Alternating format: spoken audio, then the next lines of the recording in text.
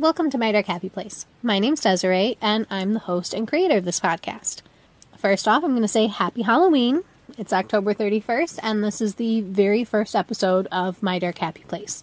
I'm so excited to finally be bringing you guys these episodes. This is something I've been working on for quite some time. Before I get into the actual episode today, I'm just going to give a little mini description. This is going to be a true crime podcast. It's going to be covering all things true crime.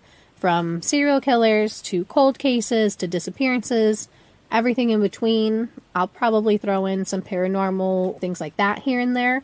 But it's going to mainly be murder, because, let's be honest, that's what true crime basically is. These aren't going to be quick overview episodes. They're going to be in as much detail as I was able to find. I've looked at every source that I was able to find, compared, contrasted the information to make sure that it was as accurate as I could find, and that's what you guys are going to be getting. We're going to get into the actual content now. I know that's what you guys are here for. You're not here to listen to me ramble forever. Okay, so today's case took place on Halloween, which is why I decided to start with this episode. It felt only fitting to start with a Halloween episode on Halloween. Every episode is going to have a trigger warning. Every single one, because it's murder and a lot of terrible things. With that being said, cue the trigger warning.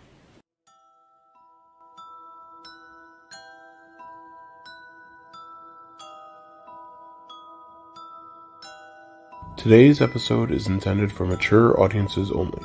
The case today contains real events that happened to real people. There will be graphic descriptions of very sensitive subjects, such as animal death, mention of self-harm, assault, sexual assault, suicide, and murder. Listener discretion is advised.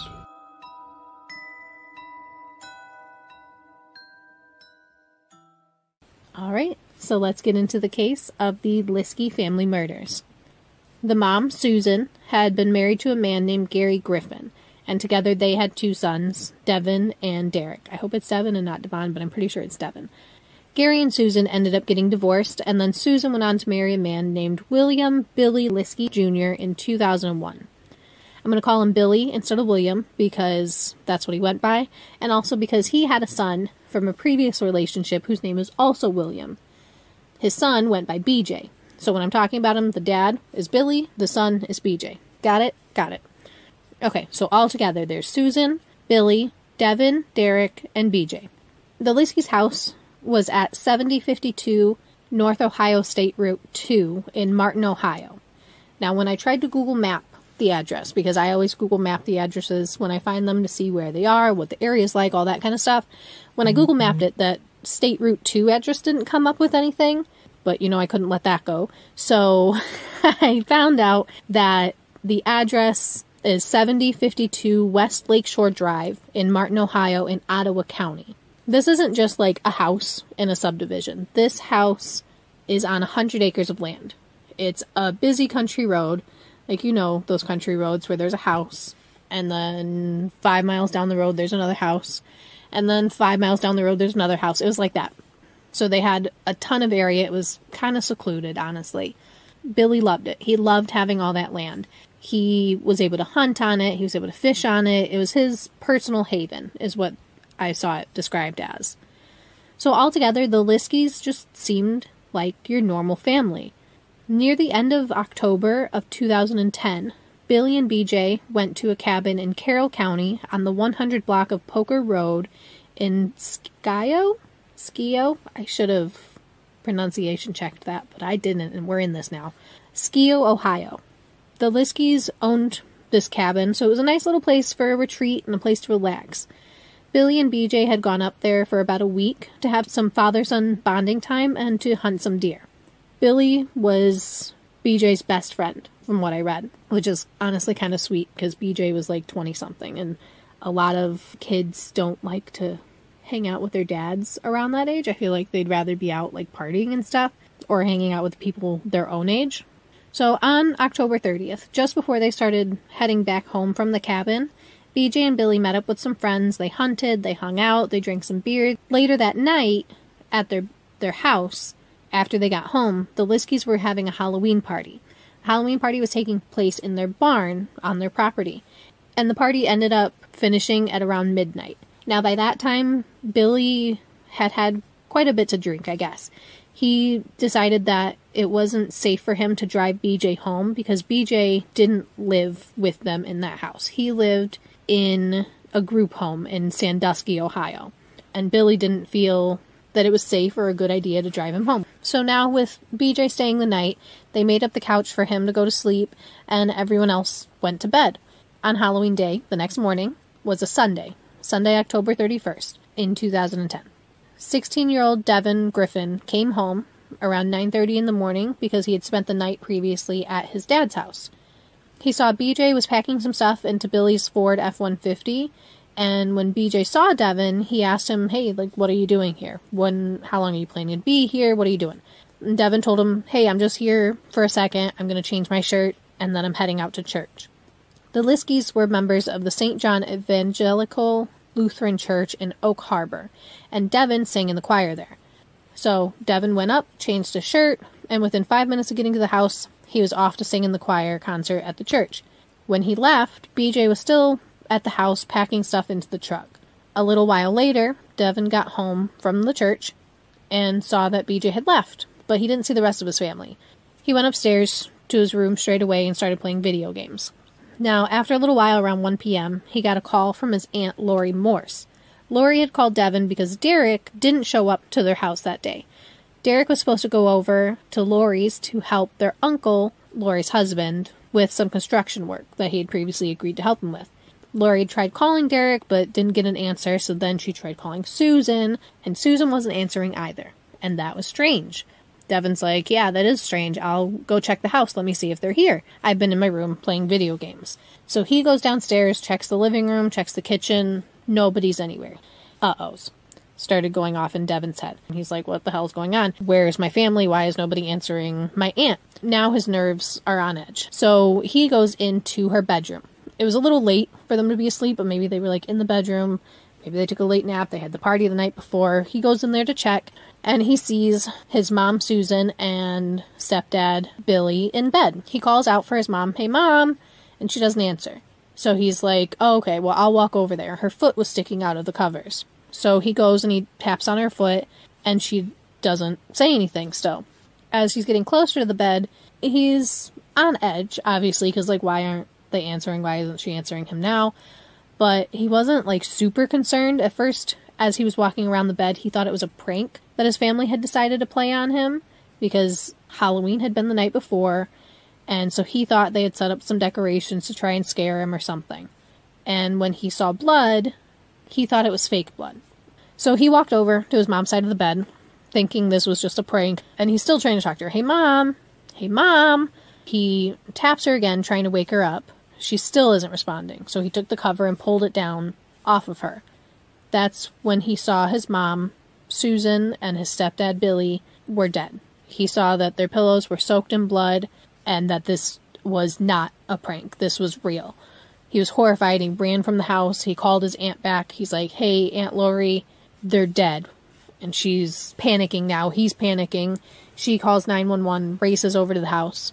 I mean, that had to be terrible for Devin, walking in, finding his mom like that. Lori rushes over there to comfort him. She's on the phone with 911. She goes inside and sees for herself. So police end up showing up. Once they got there, they saw that not only 46-year-old Susan and 53-year-old Billy, but also Devin's brother, 23-year-old Derek, had all been brutally murdered. In Ottawa County, since 2001, so 9 years, there'd only been 2 other murders. So this was not something that was normal in that area. This was a big shock to the community. We're going to talk a little more in depth about Susan, Billy, and Derek so we can find out who they were. Susan Mary was born on January 30th, 1964, to parents Benny and Edna Morse. She graduated from Oak Harbor High School in 1982 and then went on to get her associate's degree from Terra Community College. Susan was the office manager for Northwest Ohio Carpenters Joint Apprenticeship and Training Committee. She was a woman with a big heart and was very loving. William Billy Edward Liske Jr. was born on May 11, 1957, to parents William and Shirley Liske.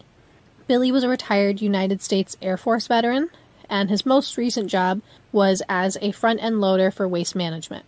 I saw Susan had also previously worked for Waste Management, so I'm wondering if they met there maybe. Billy and Susan loved to spend quality time together. They loved being outdoors, hunting, camping, gardening, and like I said, he was said to be his son BJ's best friend. Derek Lee Griffin, Devin's brother and Susan's son, was born on July 30th, 1987. Like his mom, he also attended and graduated from Oak Harbor High School. While he was in high school, he was an athlete. He ran track, and during his senior year, he had even set a record for the 4x2 relay in 2005. Along with track, he was also a second-degree black belt in Taekwondo. He'd even fought in Italy as part of the U.S. Taekwondo team. So, he had to be fairly talented in it, obviously, right? He's a second-degree black belt.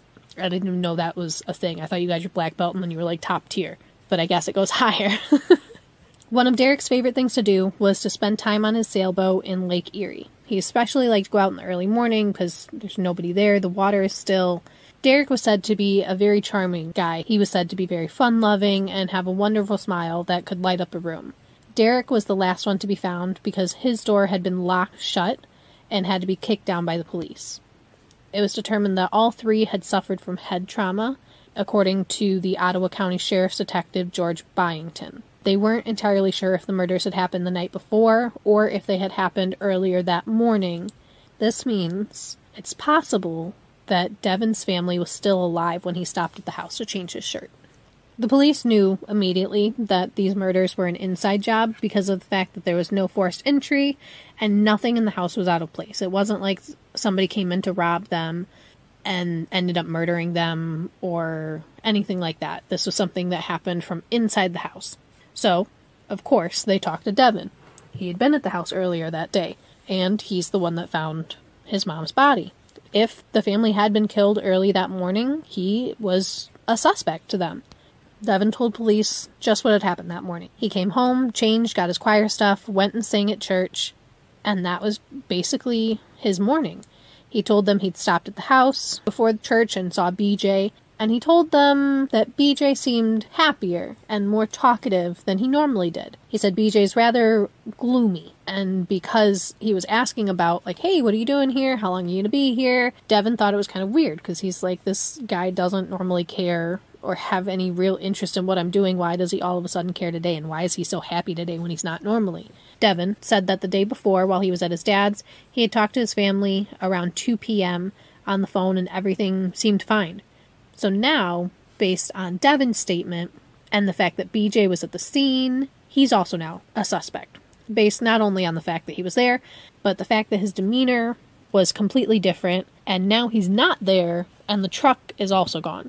The theory that BJ was the true killer was further validated by the Liske's neighbor and by Lori Morse, the aunt. Police talked to the Liske's neighbor, Mark and Michelle Gradell.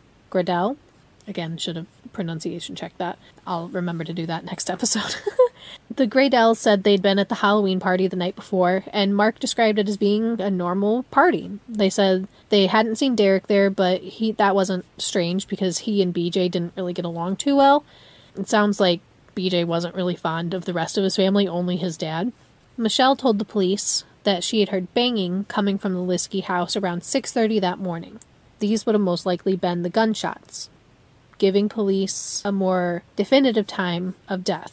If this was in fact when Susan and Billy were shot, that means it's impossible for Devin to be involved because he would have been at his dad's Gary's. This left BJ as the police's main suspect. Suspicion against him was very strong at this point. Mark went on to tell the police that sometimes Billy would call him and say things like, "Hey, come over, it's BJ," or "Hey, BJ's getting goofy." He also told them there was at least one time that Derek had called over to Mark because Billy and BJ were fighting. Another interesting bit of information that the Gradells gave the police was that they believed BJ had been torturing their pets. Some of their pets had been being injured, and one time their dog had been found dead after being shot twice with a .22 caliber bullet, and they believed BJ was responsible. Lori Morse, the aunt, told police that BJ had threatened Susan before, and that there was often a concern for the family's safety with BJ being around. Multiple family and friends had talked to Billy about it, and I'm assuming, as any dad would, he couldn't see his son in this way. He didn't really see that as an issue. He had even told a friend, BJ won't hurt us. Let's take a look at BJ for a bit, since he's the suspect and we haven't talked about him yet. BJ was born on November 24th, 1985. I don't have much information from his early childhood. I looked, but it seems like the bulk of his issues started with his parents' divorce. He took it very hard when they got divorced. He started skipping school and misbehaving, and then when Susan and Billy got married, BJ was very quick to decide that he didn't like her. He says that she came into the house and tried to impose new rules, and BJ just was not a fan of it. He didn't like her. He didn't like her rules. In 2002, Billy called the police because 16-year-old BJ, at the time he was 16 in 2002, was threatening to harm himself. When the police arrived, BJ attacked the officers. He was charged with assaulting a peace officer, and when this event took place, he was already on house arrest. I tried to see why he was on house arrest or what punishment he received for the peace officer charge, but I didn't find anything on that either. In October of 2004, BJ and Susan got in a fight and he hit her. A couple months later, around December, BJ was charged with felonious assault and 2 counts of robbery in Oregon Municipal Court after he hit Susan. He had hit her very hard on the chest 2 times with a coffee cup and then took her keys. BJ was let off of the charges for this incident because of a plea of not guilty by reason of insanity. He'd been found incompetent, and the charges were later dropped by the state. As a result, though, he was committed to North Coast Behavioral Healthcare System. BJ had a reported history of schizoaffective disorder, bipolar type. Schizoaffective disorder is basically schizophrenia and a mood disorder combined. According to NAMI, schizoaffective disorder is a chronic mental health condition characterized primarily by the symptoms of schizophrenia, such as hallucinations or delusions, and symptoms of a mood disorder, such as mania and depression.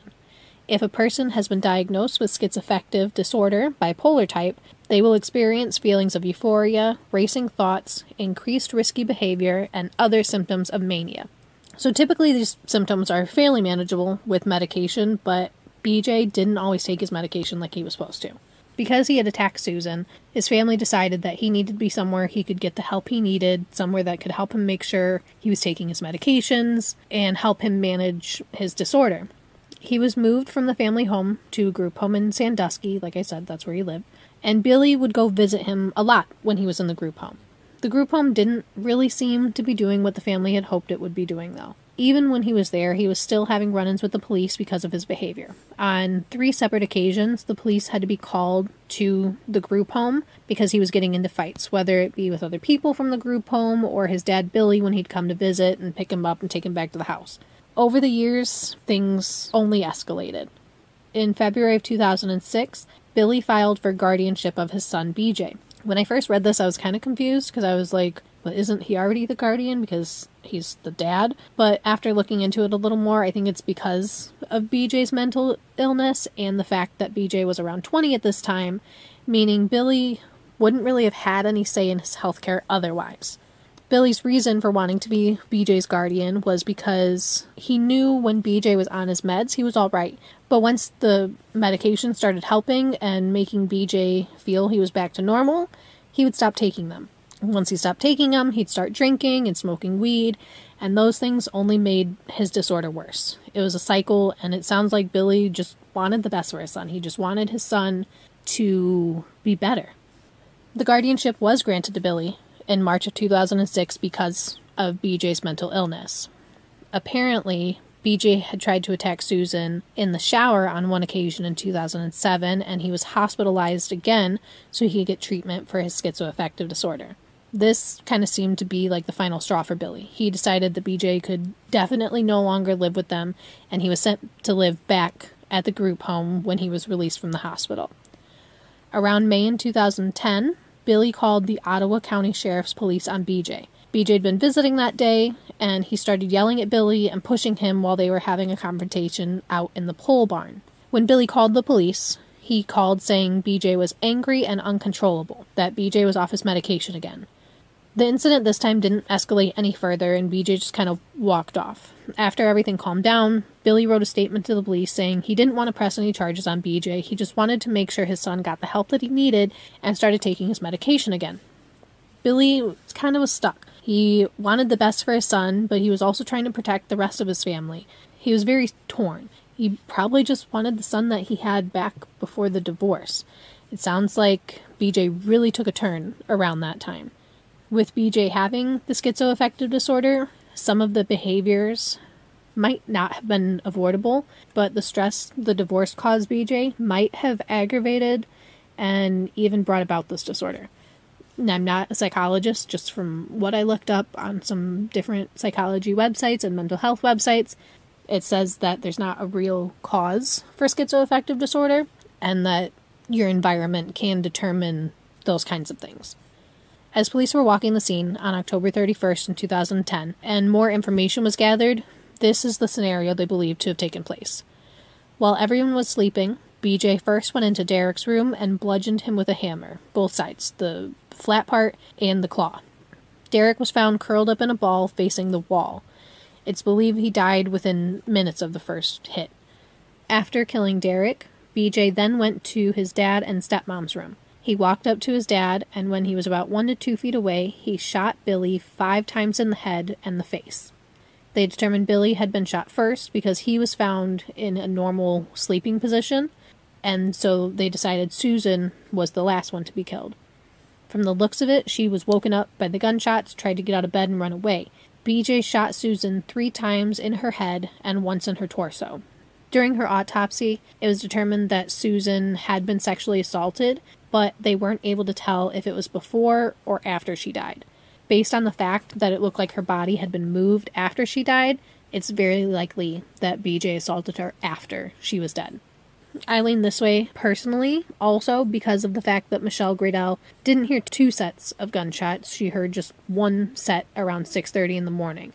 If Susan had been assaulted before she was killed, there would have been 2 sets of shots. Billy would have been shot, she would have been assaulted, there would have been a break, and then there would have been more shot.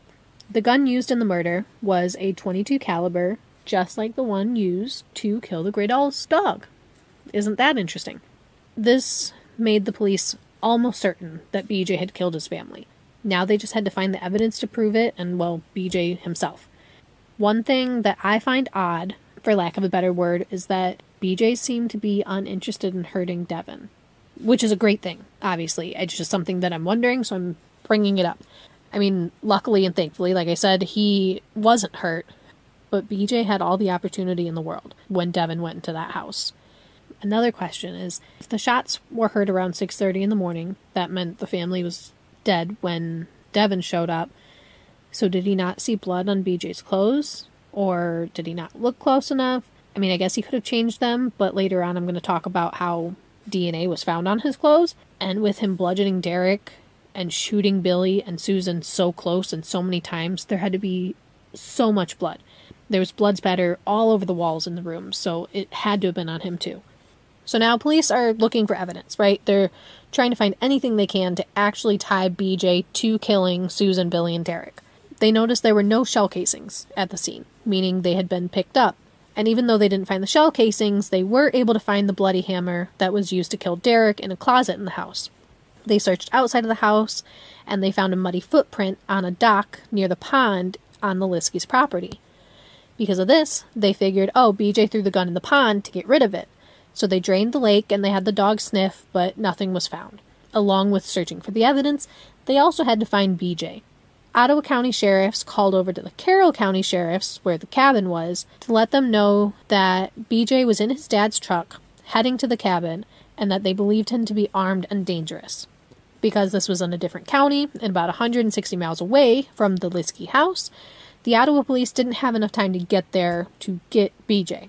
Sheriff Williams from the Carroll County Police sent 2 deputies to find BJ at the cabin. The first deputy to arrive was Deputy Michael Baelish. He spotted the white 2000 Ford pickup F-150 truck in the driveway of the cabin. He didn't go immediately up to the house or try to engage with BJ at all because he was waiting for the other deputy to arrive. His plan to wait for backup was spoiled because BJ came out of the house and leaned up against a post to have a cigarette. BJ saw Deputy Baelish, and Baelish pulled his gun, because BJ was said to be armed and dangerous. Better safe than sorry. BJ put his hands in the air, while Deputy Baelish kept him at gunpoint and ordered him off the porch onto the ground. Luckily for him, BJ was cooperating. I mean, this guy just murdered his whole family. It makes sense that Baelish would be nervous and think that BJ's going to pull a gun or try and pull a weapon on him and hurt him. Once BJ was on the ground, Baelish held him at gunpoint until the other deputy, Deputy Jimmy Lamonte, got there, and then they together cuffed BJ. BJ had finally been arrested 3.5 hours after police found the bodies of Susan, Billy, and Derek. Based on the travel time and the fact that BJ was a little hungry after killing his family, he stopped to get Subway on the way to the cabin. It's believed that he'd been at the cabin for about an hour after his quick pit stop for some food. Police went in, searched the cabin, and they found the Subway sandwich still on the counter uneaten. Aside from the sandwich, BJ had blood on his clothes, like I'd said a little earlier, and blood on his shoes, and even on his boxers. The blood was tested and confirmed by the Ohio Bureau of Criminal Investigations to test positive as a match to at least 2 of the victims. Police found the .22 caliber rifle that was used to kill Susan and Billy in the truck, with some blood in the truck as well. BJ was also in possession of his dad's wallet and his dad's phone. After he was arrested, BJ was charged with 6 counts of murder and held on a $3 million bail, $1 million for each victim. If you're like me and you're wondering why there are double the amount of charges than victims, I tried to look it up for clarification. Basically, in a very summed up short form answer, it's because of the different theories of murder. Kind of like, well, the murder could be looked at from 2 different legal perspectives. If anyone can give a better explanation, I'd appreciate it, because I'm still not entirely sure what this means with all the legal stuff, because I'm not a lawyer. I'm going to divert my attention for just a second to talk about another tragedy within the Liske family. As if it weren't bad enough to have 3 deaths in the family on the same day, in such a brutal way, there came to be a 4th death not but a day later. Billy's sister, Sue Dunmeyer, was killed in a garage fire the morning after the murders. Susan A. Dunmeyer was born on September 20th, 1958. She had a husband named Timothy. Sue, which I'll call her to keep Susan Liske, Billy's wife, and Sue Dunmeyer, Billy's sister, separate. So Sue was described as a very loving woman. She liked to spend time at the Liske farm, hunting, walking in the parks by her house, fishing, frogging, and just laying around in her pool. She was always there to lend a hand and donated to many causes, like St. Jude's, the Special Olympics, just to name a couple of them. She sounds like a wonderful lady, full of life, trying to help people, just a good person. Around 2:30 in the morning on November 1st, Sue died in a fire in her unattached garage at 1922 Lagandovie Drive in Oregon, Ohio. The garage was completely destroyed in the fire. When the fire happened, her husband Timothy was not in town. I saw the fire was being investigated at the time and toxicology reports were being done, but I didn't find any follow-up to it, so I'm going to guess that everything was found to just be an accident. That has to be so devastating to this family. They had just lost 4, well, I guess you could say 5 because of BJ, family members, and there must have been so much grief surrounding that because BJ was the one that took 3 of those family members away from them. Susan, Billy, and Derek were all cremated, and their services were held on November 5th at St. John's Evangelical Lutheran Church, where they were members at.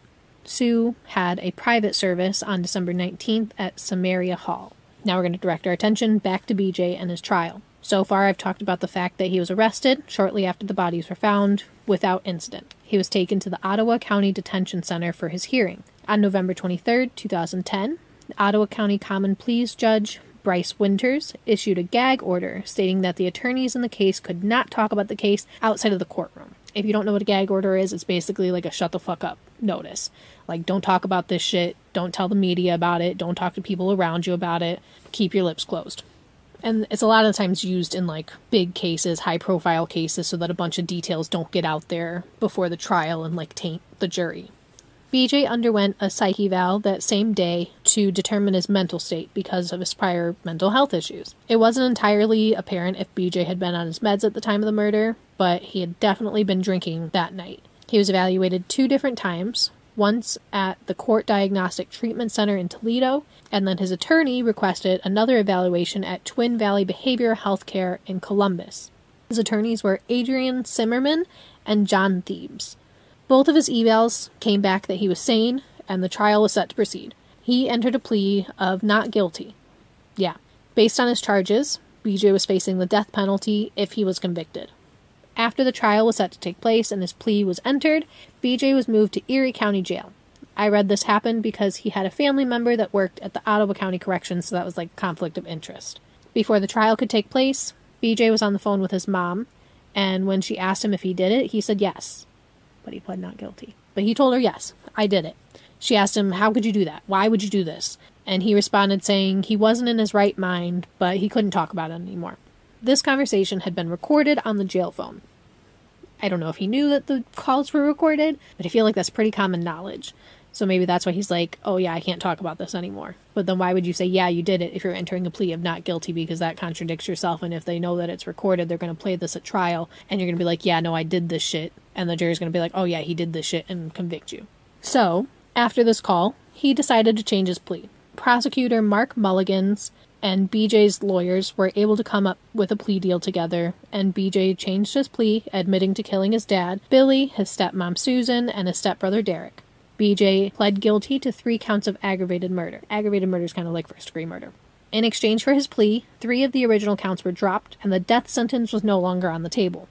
The death penalty was taken off the table because prosecution, even though they had enough evidence to try and get the death penalty, they figured he's still young, has a history of mental illness, and it could make for a very long process, might make the jury less likely to convict, or not convict, but like give that sentence, and then he has a bigger chance to appeal if he does, so it could just be a very, very long process. BJ was asked multiple times if he knew what this plea deal meant, and that he would not be able to change his plea. He would not be able to appeal and change it to not guilty. He would have to say he's guilty. The only thing he'd be able to appeal is the sentence in the future. He said yes, he did understand. He understood what he was doing, and he signed the plea deal on August of 2011. Since there was no trial, because he pled guilty, there was only a sentencing. During this time, BJ apologized for killing his family members. It's not a full-out, I'm sorry, I don't know why I did it, I should have never done it, I wish I could take it back type apology, where he's truly regretting his actions. It was kind of half-assed, in my opinion. He said he blamed himself to the degree of the fact that his mental illness had caused the killings, and also for a brief second said that Satan caused it as well. He spoke with no emotion or tears. I kind of tried to piece it together to make it into one quote, and that's what I'm going to read right now. I loved my dad very much, and it makes me feel sick every time I think about what I did. I can't really explain why this all had to happen, but I think most of all it had to do with my mental illness. There won't be a day that goes by that I won't feel horrible for what I've done. It's all my fault, and I don't blame anyone but myself. I never intended for this to happen. It wasn't because of Sue or Derek or even my father. I believe it was an internal struggle with my mental illness. I cannot explain why it happened, only my eternal struggles with mental illness caused by great affliction from the devil. I want to say that I'm extremely sorry. It's all my fault. I don't blame anyone but myself. He also said that Satan was working for the destruction of our souls.